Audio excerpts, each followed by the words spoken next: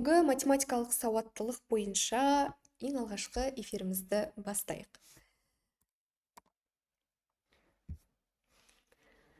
Жалпы MC, яғни математикалық сауаттылық, ол ең тұрақсыз пәндердің бірі болып табылады. Неге? Себебі математикада тек қана есеп шығаруды емес, онымен қатар сіздерден логиканы талап ететін пәндердің бірі. Бірақ негізінде бұл пән мүлдем қорқынышты емес. Егер логиканы түсінсеңіз, бүкіл есепті шығаруға болады. Жалпы математикалық сауаттылықтан қорқамын, бұл пән маған өте қатты қиын дейтін оқушылар бар ма? Жазып өтсеңіздер, комментарийға қарап отырмын. Математикалық сауаттылықтан қорқатын оқушылар бар ма? Қанекей өздеріңіз көрсетіп жіберсеңіздер. Әлде барлықтарыңызға оңай ма? Негізі естілмейді дейді. Басқаларға естіліп тұр ма менің даусым?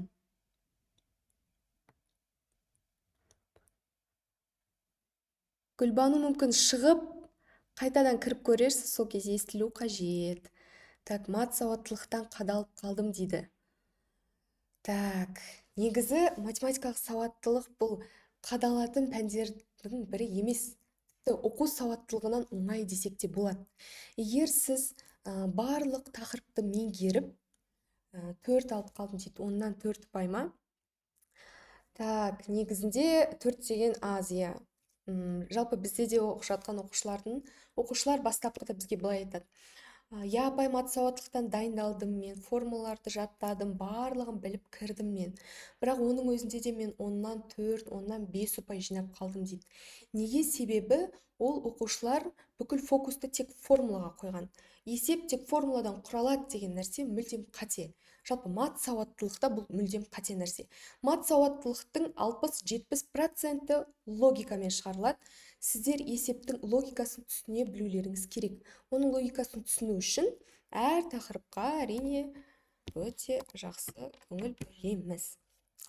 Енді бізде математикалық сауаттылықтың, яғни MC-дің негізгі принциптерінің бірі, ол әр санға рөл беріңіз. Бұл дегеніміз не ол? Бізде MC-да келетін есептің барлығы қиын, негізі түсінбеймін, қорқам дейді. Яғни былай қарап отырсам, бүгінгі эфирге қатысып жатқан оқушылардың барлығы дерлік математикалық сауаттылықтан қорқады екен, жалпы бұл пәннен қадалып қалу мүмкіншілігім бар деген секілді бір қорқыныш үрей болады іште.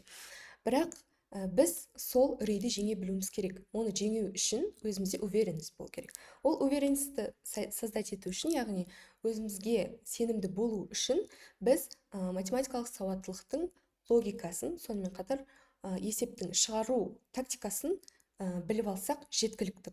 Осы нәрселерді білсек, біз бүкіл 10 есепті оңай әрі тез шығара аламыз, және де уақытты үнемдейміз. Ол қандай тактика? Математикалық сауаттылықтың негізгі принципі, тағы да қайталап өтейін, ол әр санға рөл беру. Біздің MC-дағы әр есеп ол бір оқиға секілді. Яғни ол оқиғаның ішінде кейіпкерлер болады. Дәл сол секілді есептің ішінде де сандар кейіпкер болып есептелінеді, және де ол әр кейіпкердің өзінің атқаратын жеке рөлі бар. Дәл сондай MC-да да әр санның өзінің атқаратын бір жеке рөлі болады. Енді ол рөлдер қандай, ол дегеніміз не ол? Рөлді қайықтан алдыңыз апай? Ол сан жай ғана формулаға қоя салатын нәрсе ғой деген секілді сұрақтар туындауы мүмкін, Ол сұрақтарға былай жауап берейін. Жалпы бізде әр есептің шығару тактикасына тоқталайық бірінші. Бізге есеп береді. Сіздер не істейсіздер? Ең алдымен берілгенін оқисыздар. Оқып болғаннан кейін сол есепке байланысты формуланы іздеп, сол формулаға салып есепті шығарасыздар, Бірақ біз былай жасайық. Көптеген математикалық сауаттылықтың негізгі мақсаты ол сіздерді берілгенде сіздерді тұрып қадап жіберу. Сол себепті қадап қалады көптеген оқушылар. Яғни берілгенде бір қандай бір құпия жатады, бір логикасын аша алмауымыз мүмкін, түсінбеуіміз мүмкін, түсінбесек те формулаға салып әйтеуір бір шығарамыз, Бірақ бәрібір соңында шықпай қалады десеміз. Неге? Себебі біз есептің берілгенін, не сұрап тұрғанын, оның ішіндегі әр элементтің рөлін мүлдем түсінбейміз деген сөз. Сол себепті ең алдымен берілген есепті мұқият оқып алуымыз керек. Әр есептің ішінде мінекей жауап міне деп бір жауаптың өзінде беріп қояды, міне осыны бүйтесің, мынаны сөйтесің да сосын шығара салады деген секілді нәрсені есептің берілгенде айтып тұрады. Біз жай ғана сол нәрсені көре білуіміз керек. Сонымен қатар есепте берілген сандардың барлығын рөлдерін ретімен қоятын болсақ, ары қарай уже рөлдерін анықтап болғаннан кейін бірден қалай шешу керектігін, қандай формула қолдану керектігін барлығын біз уже түсініп аламыз. Сол себепті есептің берілгенін түсіну ол есептің шығаруындағы бір 70% бір маңызды рөл атқарады. Ол жақта ең маңызды рөлді формула деген секілді нәрселер атқармайды. Есептің берілгенін түсіну, оның ішіндегі элементтердің рөлдерін анықтау. Так, презаның бірінші беті тұр, басқа бет көрінбейді дейді. Так, барлықтарыңызда солай тұр ма? Есепті шығарудың тактикасы деген бет ашылып тұр. Сол ашылып тұр ма? Ашылып тұрған жоқ па? Жазып өтсеңіздер.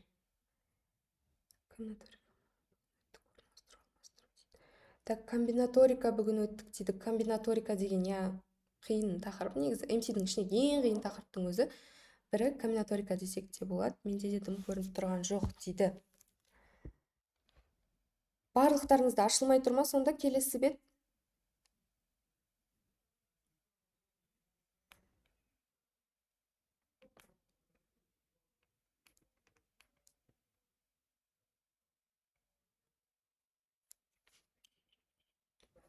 Көрініп тұрғандар бар ма жалпы? Көрініп тұр дейді. Мүмкін сізде интернет бойынша мәселе болып тұрған шығар. Кіріп қайтадан, шығып қайтадан кіріп көріңізші. Сол кезде көріну керек.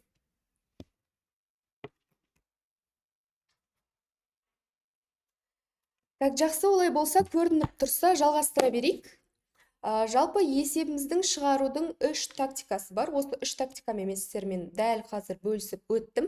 Біріншісіне толықтай тоқталған болатынбыз. Яғни бұл нәрселерді қазір айтып жатырмын, мүмкін түсінбей жатқан боларсыздар. Келесі презентациядағы есептер бойынша түсіндіріп берем. Яғни мысал бойынша түсіндірсек, түсініктірек болады деген ойдамын. Так, олай болса, бірден мысалға көше берейік.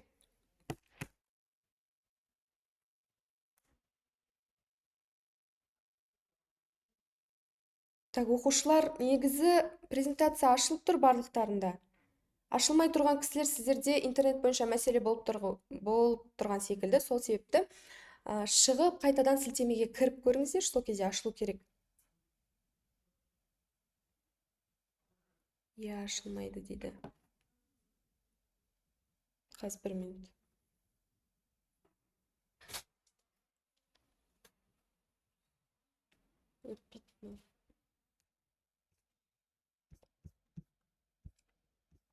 Науған аттыр, науға жатқан жоқ.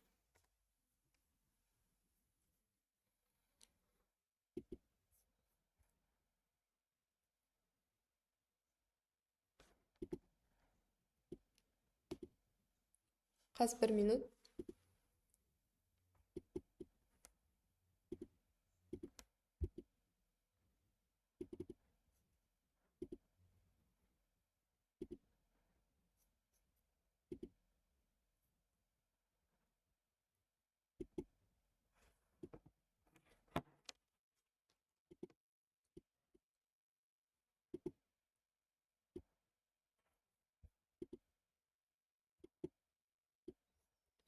Қазір 1-2 минут оқушылар. Түзеп жатырмыз. Қазір ашу керек. Так, енді қарап көріңіздерші, өтіп тұрма келесі бетке. МС ең тұрақсыз пәндердің бірі деген жазу барлықтарыңызға көрініп тұрма? Айтып өтсеңіздер. Так, есептер бөліміне әлі келген жоқпыз. Әлі бастапқы беттеміз. Дәл қазір мен мысалы МС ең тұрақсыз пәндердің бірі деген бетті ашып отырмын. Сол жазу сіздерге көрініп тұрма?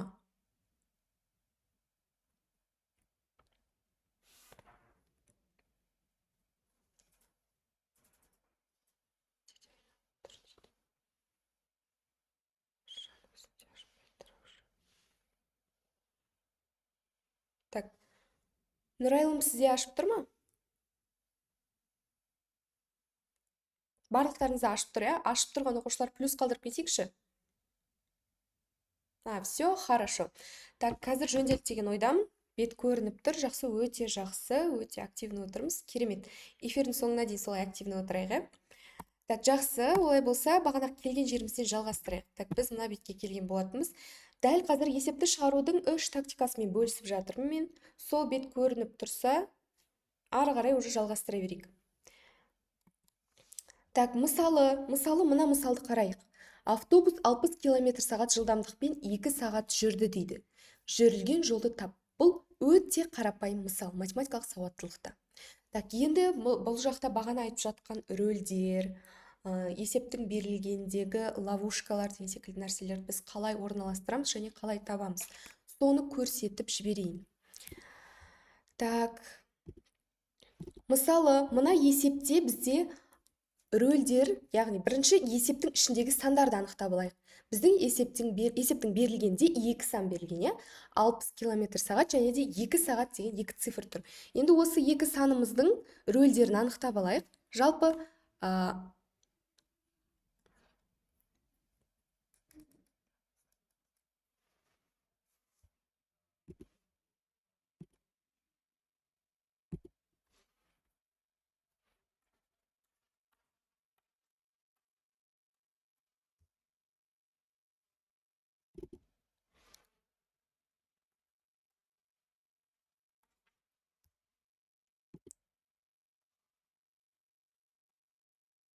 так, экранға жазылып тұр ма, сіздерге көрініп тұр ма?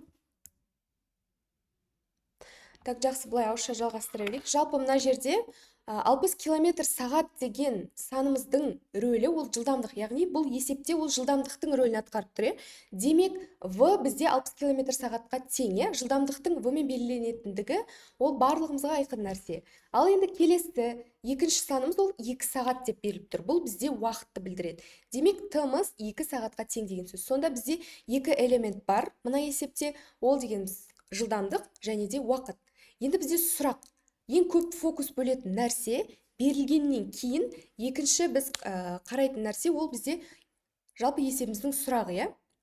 Мына жерде бізде жолды сұраған, бұл қарапайым мысал, яғни S-ті тап деген, бізде V мен T берілген сұрақ S-ті табу қажет. Яғни бұл формула уже бәріміз білетін, бәрімізге белгілі формула, S тең VT, яғни жолдың, яғни жүрілген жолдың формуласы бізде жылдамдық пенен уақыттың көбейтіндісіне тең болады.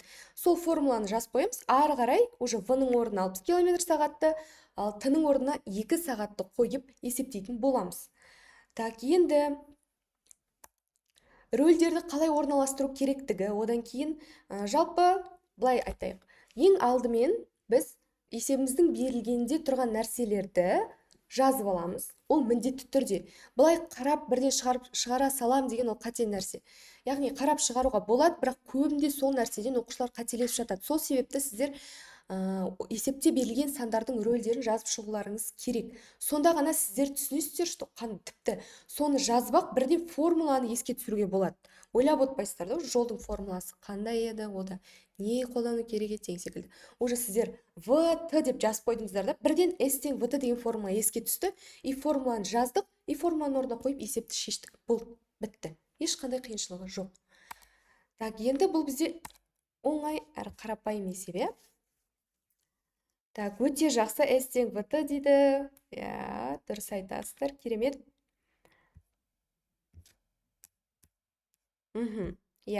Жауап бізде 120 болады. Тіпті мына жақта есептеп тастаған кісілер де бар екен.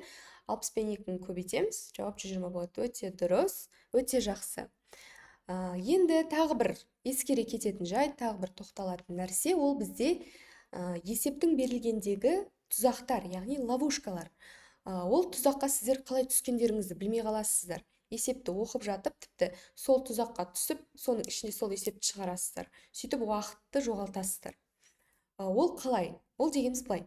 Көптеген есептерде оқушыны шатастыру үшін, оқушыны басқа нәрсеге бір айналдырып жіберу үшін есептің берілгендегі өлшем бірлікті басқаша қылады. Например, есептің берілгенде төртбұрыштың қабырғаларын беріп қойса, бірінші қабырғасы 5 см, екінші қабырғасы 4 см дейді де, бірақ жауапта ауданын тап десін, например, периметрін тап десін, периметрлерінің жауабында сантиметрмен емес метрмен беріп қояды. Сол нәрсеге өте мұқият қарауымыз қажет.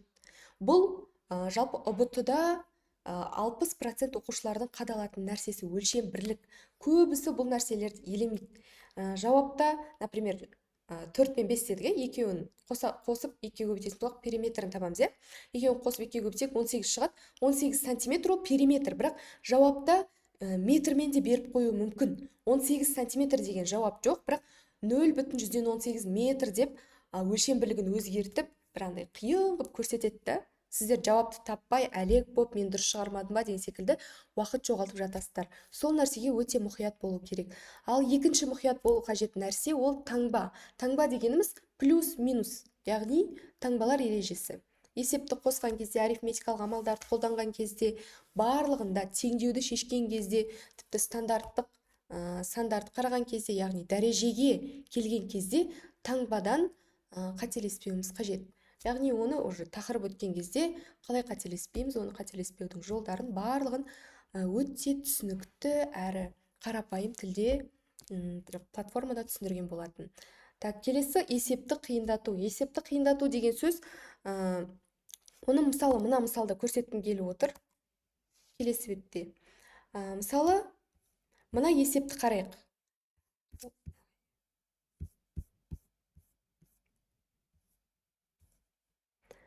Есепті қиындату. Так, жалпы мысал есептерде келесіде көрсететін болам. Енді база тақырыптарға тоқталып өтейік. Жалпы кез келген мат сауаттылық есепте логиканы қосу үшін, логикаға келтіру үшін біз мына тақырыпты жетік меңгеруіміз қажет. Бұлар база тақырыптар, барлықтарыңыз білулеріңіз қажет. Сонымен қатар 100% меңгеру керек тақырыптардың бірі. Ол бізде ең алдымен сандар теориясы. Сандар теориясы бүкіл есепте дерлік келеді. Ол дегеніміз не ол? Яғни сандардың түрлері кіреді ол жаққа, сандар мен цифрлардың айырмашылығы деген секілді нәрселер кіреді ішіне. Яғни жұп, тақ, жай сан, құрама сан деген секілді. Мысалы, мынандай есептер болады да, теңдеу береді.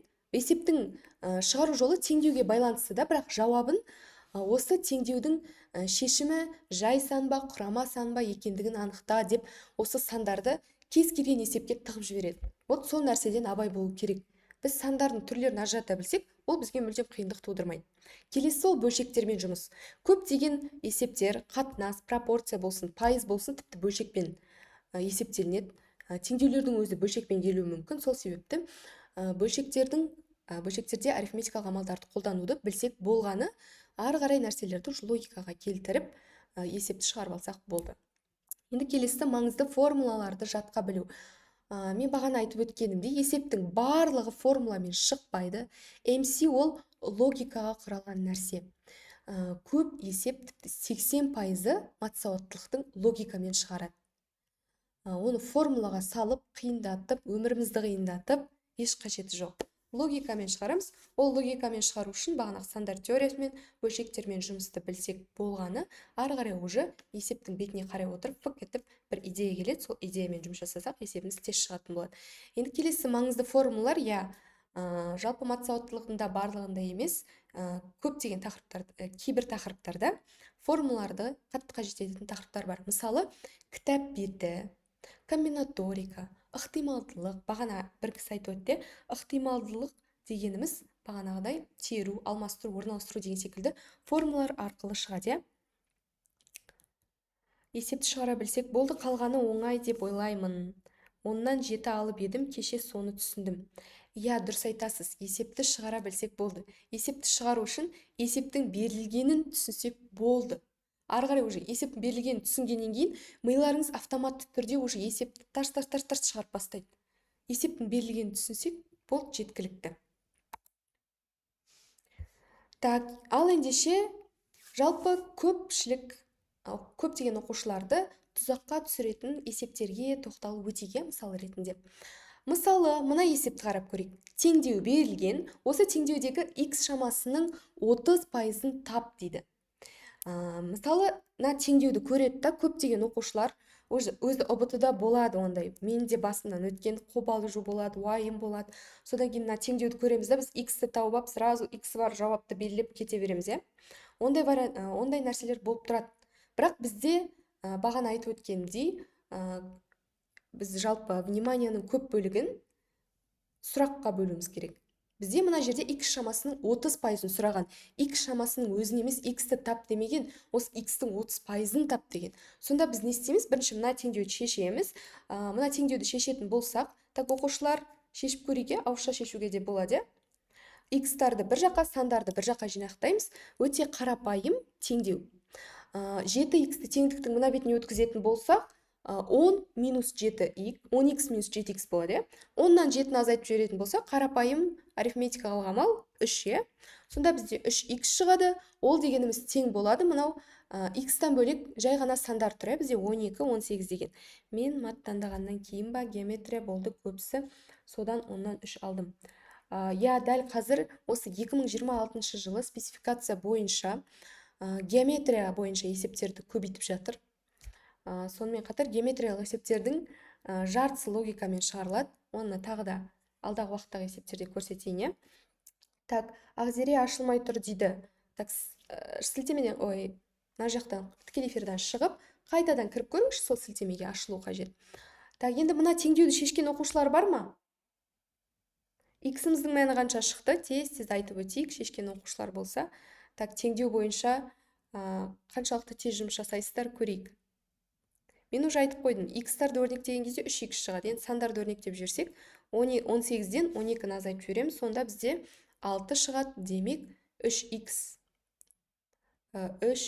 тең 6 қанша болады? Так, оқушылар, белсенділік танытайық, кәнеке шығарып жіберейік. X-іміз 2-ге тең болады.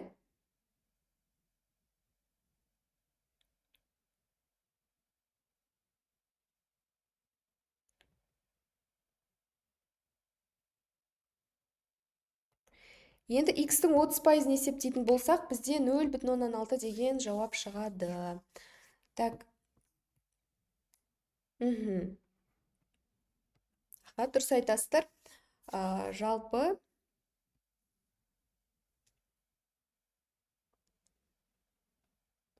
теңдеудің жауабы x-іміз 2-ге тең болады.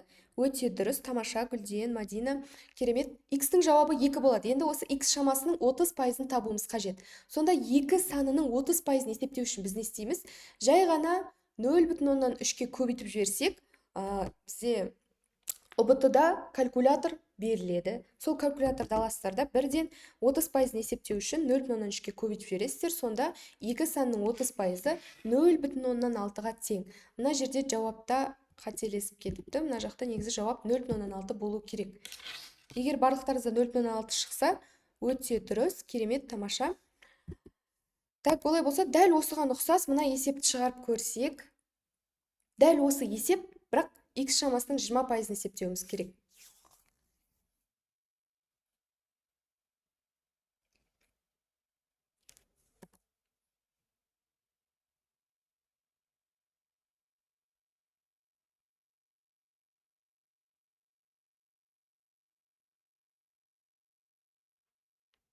Так, 3,6, 2,4 дейді. Жоқ, оқушылар, ол сандарды қаяқтан алып алдық. Бізде мына есептер жауап 0,6 болады.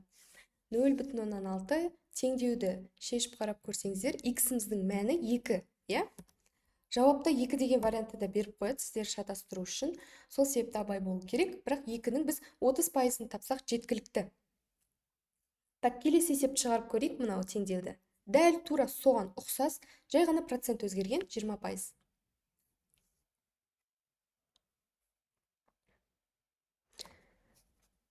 Так, мына теңдеуді шешетін болсақ, тағы да x-тарды бір жаққа, сандарды бір жаққа жинақтаймыз. Сонда бізде 8x-тан 5x-ті азайтып жіберемін 3x, 27-тен 6-ны азайтып жіберсем 21 қалады. Демек 3x-іміз тең 21 болады. Сонда x-тің мәні 7-ге тең болады екен. Енді 7-нің 20%-ын есептейтін болсақ, бізде оны тағы да 0,2-ке, неге 0,2-ке, 0,3-ке көбейтіп жатырық десеңіздер, былай айтайық, жалпы процент бойынша қиналатын оқушылар бар ма? Пайыздық есептерге келген кезде пайызды есептеуден қателесетін, пайызды түсінбей жүрген әлі де сондай оқушылар болса, ең пайызды есептеудің ең тиімді жолы мынау. Например, бізде мына есепте 20%-ды тап делінген, е? Бізде барлығы 100%-ды құрайды, е? 20% дегеніміз сол 100%-ның бір бөлігі. Демек біз не істейміз? Например, 20 000 деген санның 20%-ын тап десе, 20 000-ды мен бағанан 0,2-ге көбейтіп жібердім, сонда 20%-ын табам. Неге? Себебі 20 бөлінген 100 деген 0,2-ні білдіреді. Яғни, былай қарап тұрсақ, 100-дің 20%-ын есептеу деген сөз ғой бұл. Шықты ма мына есеп? Пайыз бойынша қиналатын оқушылар бар ма? Қанекей айтып өтейік. Мына есептерді аяқтағаннан кейін осы пайызға сәл тоқталып өтетін боламыз. Так, оқушылар, жылдамдатамыз, жазамыз, қанекей. Аха, дұрыс, өте жақсы. X-міз 7 шығады, барлығы тапқан екен, керемет. Енді осы 7-ның 20%-ын есептесек, 1,4 шығады деп көптеген оқушылар жазған екен. Дұрыс айтасыздар. 0,2-ні тіпті амалына дейін жазып жіберді, комментарийді оқып қарап көрсеңіздер. 0,2-ні 7-ге көбейтсек, тең болады 1,4. Демек бізде мына есепте дұрыс жауап Б варианты екен, е? Б варианты дұрыс жауап. Керемет. Өте жақсы, белсенділік танытасыздар. Так, олай болса, енді келесі есебімізге тоқталайық. Бұл бізде алгебралық, кішкене арифметикалық есеп болып кетті, кішкене қиындау болды. Ал енді келесі мына есепке тоқталатын болсақ, мына есептің берілгенінде қараңыздар. Лифт 2-ші қабаттан 5-ші қабатқа 8 секундта көтеріледі дейді. 6-ші қабаттан 1-ші қабатқа лифтпен түсуге қанша уақыт жұмсайтын табыңыз. Мінекей, мына есеп уже берілгенде сіздерді бір ловушкаға алып келіп тұрда, бірақ ол ловушкадан өтіп сіздер есеп шығаратын болсаңыздар, өте керемет. Енді ол қандай ловушка? Например, былай обычно мына есепті көрген адам былай шығарады. Лифт 2-ші қабаттан 5-ші қабатқа көтеріледі. Демек, 3 қабат жоғары көтерілсе, 8 секундта көтерілді дейді. Әр қабатта қанша секундта көтерілген тексеру үшін 8-ді 3-ке бөліп тексеріп жатады. Бұл дұрыс емес. Например, мына жағдайда бөлінбей қалып, кішкене непонятно болып қалды. Бірақ на самом деле бөлініп кетіп, есепті ары қарайда дәл осы жолмен шығарып, қате жолмен кетеді. Неге бұл жол қате? Қараңыздар. Лифт 2-ші қабатта тұр. 2-ден 3-ші қабатқа көтеріледі. 3-тен 4-ке көтеріледі. Так.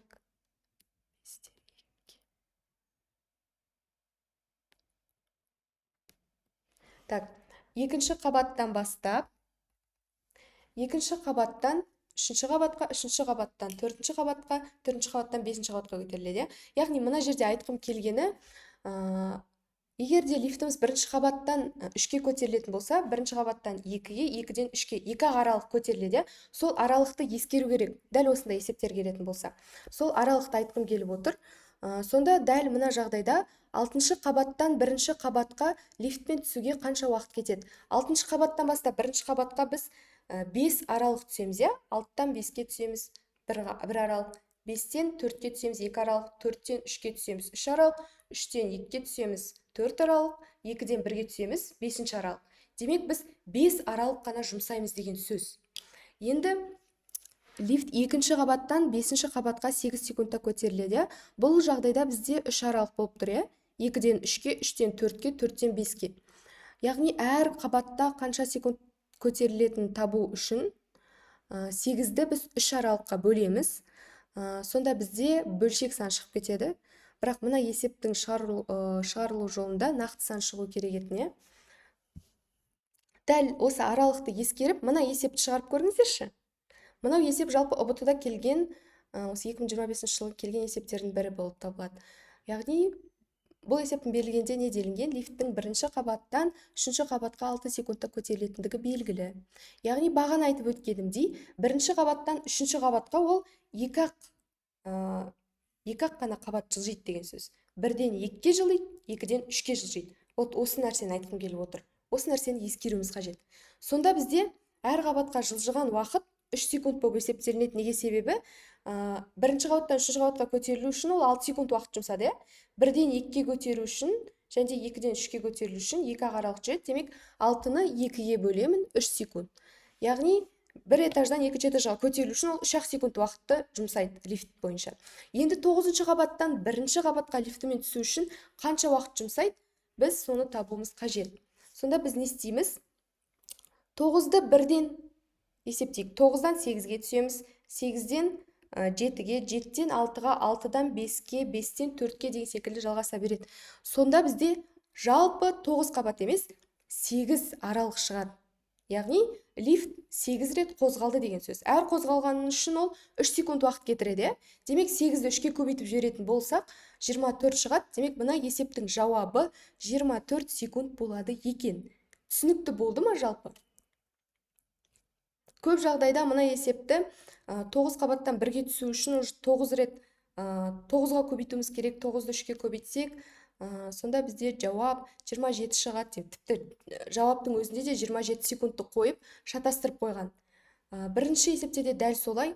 3-ші қабатқа көтерілу үшін ол 3 рет жылжиды. Демек 6-ны 3-ке бөлеміз, 2 секунд. Әр қабат үшін 2 секунд құртады. Сонда 9 қабат үшін ол 18 секунд құртады деп. Тіпті 18 секундты да жауап қойып қойған, Бірақ біз бұл нәрседе аралықты ескеруіміз қажет. Қарапайым өмірде де солай ғой, лифт 1-ден 3-ке көтерілу үшін 2 рет жылжиды ғой. 1-ден 2-ке жылжиды, 2-ден 3-ке жылжиды. 9 қабатта да 8 рет жылжиды деген сөз. Жақсы, түсінікті болды деген ойдамын. Мына есептің жауабы Е вариант. Біз шығарған жауапқа сәйкес екен. Өте жақсы. Жақсы олай болса, келесі бағана бір оқушы айтып өткен болатын. Мен тапсырған пробныйда өңшең, кілең геометрияның есептері жүр деп. Геометрия есептері осы 2025 жылы өте көп кездесті математикалық сауаттылықта именно. Например, мына есепті қарап көрейік. Берілген фигураның периметрін тап дейді. Бірақ фигураның бізде екі жерін беріп қойған. Алады да периметрін тап дейді. Периметр дегеніміз ол не ол? Периметр деп отырғанымыз ол фигураның сыртын қоршап жатқан қабырғалардың қосындысын білдіреді. Енді біз мына жерде бүкіл қабырғаның өлшем бірлігінің қанша екендігін білмейміз. Сол себепті уже сұрақ туындауы мүмкін. Мен мына есепті қалай шығарам? Неге ол берілмеген, берілу керек еді? Значит, апелляционный есеп деп те ойлайтындар бар. Бірақ мен бірден айтам, что жауабы 26 мен 36, яғни 26 мен 36-ны қосып 2-ке көбейтуге тең. Ол дегеніміз ненің формасы? Тік төртбұрыштың периметр табу формасы, Екі қабырғасын қосып 2-ге көбейтеміз. Мына жерде дәл солай жасаймыз. Неге? Себебі мына нәрсені біз алып кеп тік төртбұрышқа алып келсек болады. Фигураны қарап тұрсаңыздар, дәл осындай нәрсе білдіріп тұр, Мына жерде, например, мына қабырғаны алайық. Мына жерде тұрған қабырғаны алып, мен жоғарға көтерсем, ал мына горизонталь бағытта тұрған қабырғаны алып, былай жылжытсам, толық тік төртбұрышты фигура шығады. Оны жылжытуымның себебі неде? Жалпы фигураның тік төртбұрыштық фигураға сәйкес келетіндігін және де соның формуласын қолдану керектігін сіздерге түсіндіру үшін. Бұл периметр тапқанда. Ал егер аудан сұрайтын болса, бұл мүлдем қате есеп болады. Сол себепті сол нәрселерді, яғни логика ғой бұл. Логиканы біз бірден көре білуіміз керек та. Геометрияда бізде өстіп қиын қылып көрсетіп қояды уже. Мынандай фигураның аты жоқ қой, біртүрлі фигураны, қандай фигуранан қалай табамыз периметрін, не деген есеп деп бірден ойлауымыз мүмкін. Бірақ былай үңіліп қарайтын болсаңыздар, бұл есепті оңай форматқа жылжытуға болады. Дәл осындай геометрияға байланысты келесі есепті шығарып көрейік. Мұнда бізде боялған бөліктің ауданы А болса деді.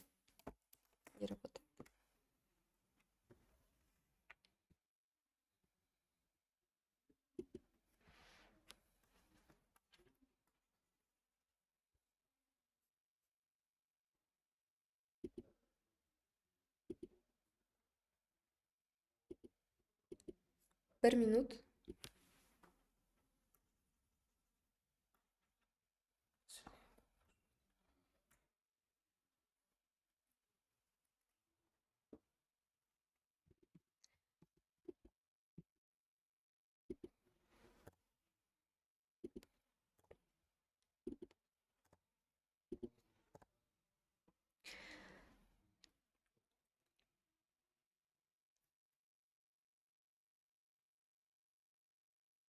Оқушылар, мына экрандағы жазу көрініп тұр ма барлықтарыңызға?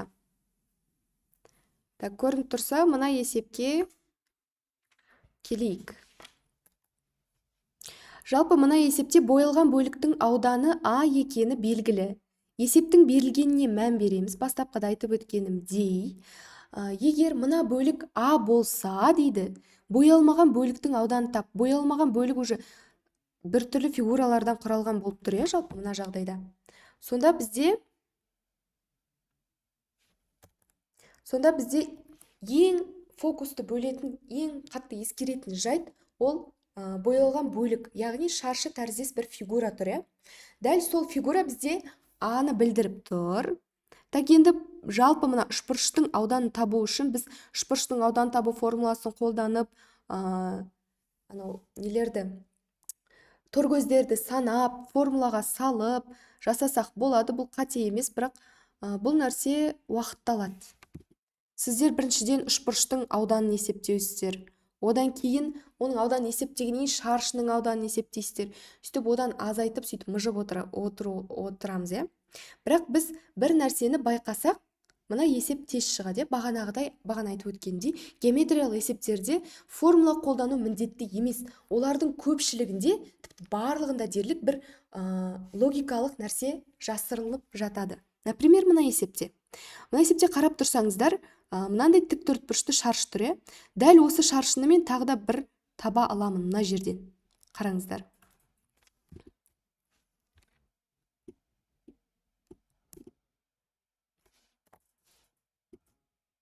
Мінекей. Мына бөлік бізде шаршыны құрайды. Енді алып кеп мен мына бөлікті, одан кейін мына бөлікті, үстіндегі бөлікті қосатын болсам,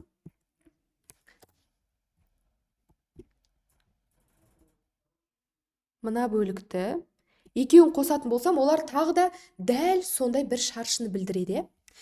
Дәл солай мына жердегі тағы бір бөлікті мына жақта тұрған жарты шаршыны екеуін қосып жіберетін болсам, ол да бір шаршыны құрайды. Демек, бізде берілген боялған бөлік, оның жанында тағы бір дәл сондай шаршы тұр.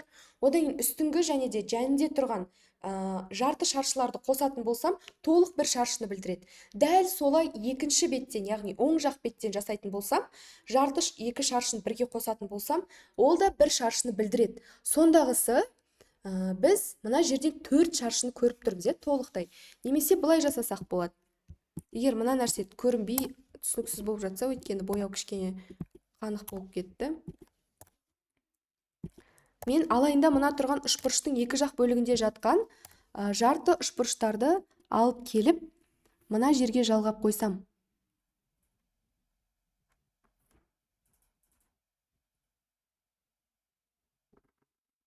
Мінекей. Дәл осылай жалғап қойсам, қалай қарайсыздар? Вот енді түсінікті болды деген ойдам, Дәл осындай 4 шаршыдан құралған фигураны шығаруға болады. Жай ғана алдымда мына бөлікті, мына бөлікті алып келдім да, мына жерге қосып жібердім. Так, көрініп тұр деген ойдам. Сонда бізде боялған бөлікке ұқсас тағы да бір қосымша 3 бөлік шықты.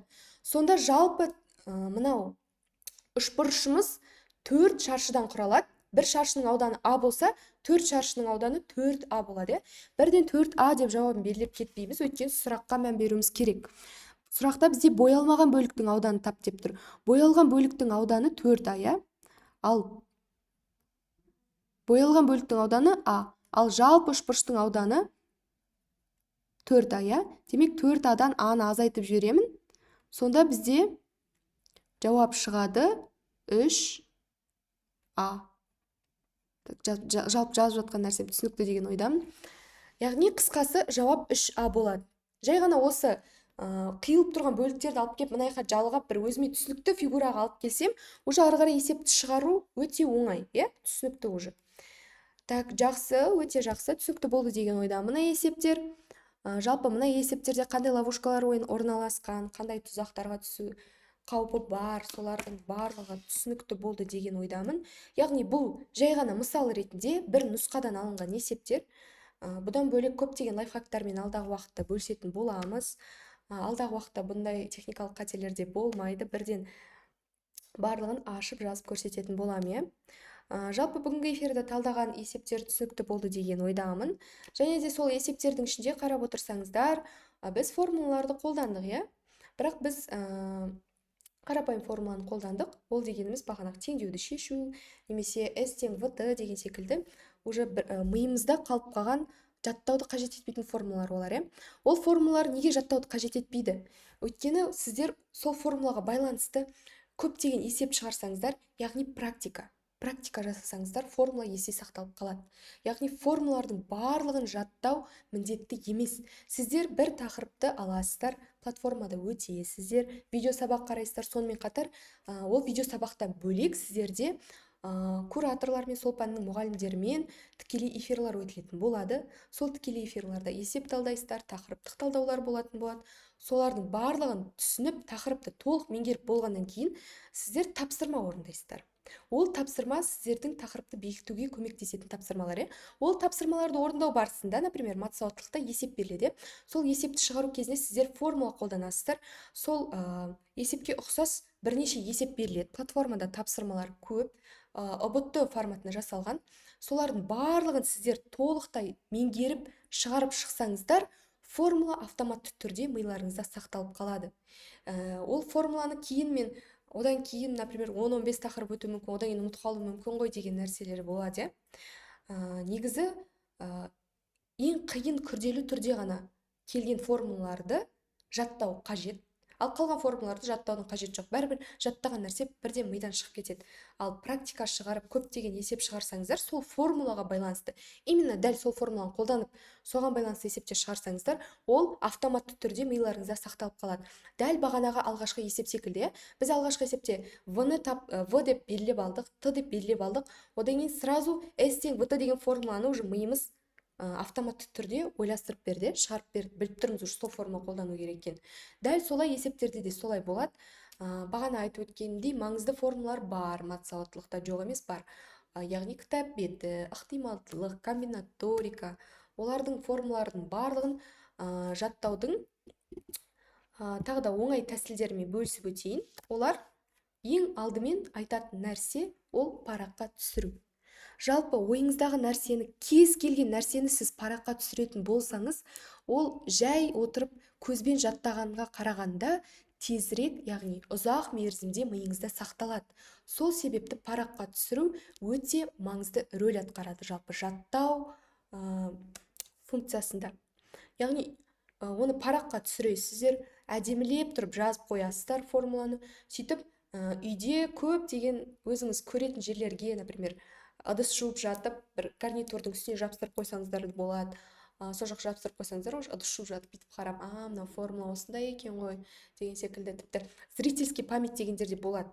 Зрительский память сол көрген нәрсеңізді бірден есте сақтап қалатын оқушылар да болады, солай көрген нәрсесімен уже ары қарай формуланы тауып шығаратын оқушылар да болады. Яғни әр адамның қабілеті әртүрлі, әр адам есепті әртүрлі қабылдайды. Сол себепті өзіңіздің ыңғайыңызға қарай, егер сізде жаттау қиындық тудырса, осы лайфхактарды қолданған жөн деп ойлаймын. Екінші нәрсе ол сол тақырыптың формуласына байланысты есеппен практика жасау дейді. Яғни дәл бағана айтып өттім бұл нәрсені. Сіз егерде тақырып бойынша кемі 30 есеп шығарсаңыз, 30 есеп деген көп есеп емес, ол аз деп дейді, 30 есеп шығарсаңыз болды, сіз ол формуланы автоматты түрде жаттап алдыңыз деген сөз. Одан кейін қайталап, қайта жазып, оны жаттаудың қажет жоқ. Егер сіз соған кем дегенде бір 30 есеп, жарайды, бір 20 есеп шығарсаңыз, жеткілікті болды. Ол формула автоматты түрде миыңызда жаттанды болып қалады. Так, жақсы. Енді келесі тоқталатын нәрсеміз ол платформамен жұмыс. Жалпы платформада бағана Аружан апай түсіндіріп өткен болатын, платформамен қалай жұмыс жасайсыздар, оның форматы қалай, дәл осылай сызық түрінде ойын форматында өтеді. Әр күннің өзінің күндік жоспар бар. Жоспар дегеніміз ол бағанағы видео сабақ, тапсырма деген секілді нәрселер сол күннің ішінде жазылып тұрады. Автоматты түрде уже келесі күннің тапсырмасы ашылып тұрады деген секілді күндік жоспарлар сізге беріліп отырады. Сол жоспарды күнделікті уақытында орындап отырсаңыздар, ұбт-да өте үлкен нәтижеге жетеміз деген сенімдемін, жалпы. Бір айда дайындық, бағана күн сайын нақты тапсырма, сабақ жазбасы мен тікелей эфирлар, тек қана платформадағы эфирлар ғана емес, бағана айтып өткендей, куратормен сіз тағы да қосымша тікелей эфирлар өтетін боласыздар. Әр пән бойынша аптасына бір рет өтіледі ол. Одан кейін куратордың бақылауы, сіз біздің курсқа жазылғаннан кейін сізге жеке куратор тағайындалатын болады.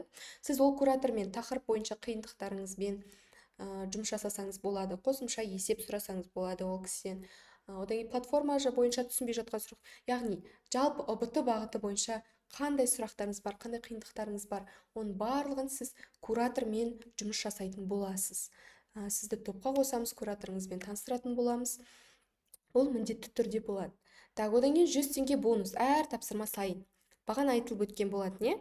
Ол бізде ол қосымша бонус, бағана 1000 теңге, 5000 теңге деп айтылып жатқан. Одан бөлек курста сіз әр орындаған тапсырмаңыз үшін 100 теңге бонус алып отырасыз. Сіздің тапсырманы орындап бітсеңіз, яғни дедлайннан кешікпей, әрине. Бұл бізде дисциплинаны сақтау үшін берілген мотивациялық бонустық жүйе, яғни. Сіз уақытылы орындап аяқтасаңыз, автоматты түрде сіздің шотыңызға 100 теңге түсіп отырады. Яғни, бұл плюстың плюсы ғой, бір жағынан қарап тұрсаңыздар. Сіз бір жағынан өзіңізге информация аласыз, қосымша ақпарат алып, тақырып түсініп, тақырыпты толық меңгересіз. Еще сол тақырыпты меңгергеніңіз үшін ақша аласыз. Бұл керемет нәрсе, мен ойымша. Так, жалпы оқушылар, бүгінгі эфир пайдалы болды деген үміттемін, көптеген. Бүгінгі эфирде айтқан лайфхактар бұл әлі де соңы емес. Бұдан да көп, бұдан да оңай лайфхактармен алдағы уақытта міндетті түрде бөлісетін боламыз. Олай болса, сау болыңыздар, шыға берсеңіздер болады. Осымен бүгінгі эфиріміз тәмам. Міндетті түрде сізді курста күтеміз. Бүгіннен бастап, ертеңге қалдырмай, бүгіннен бастап кетіңіздер сабақты. Дәл қазір платформада берілген тапсырманы орындаңыздар, платформаға тіркеліңіздер, бізбен бірге дайындалыңыздар.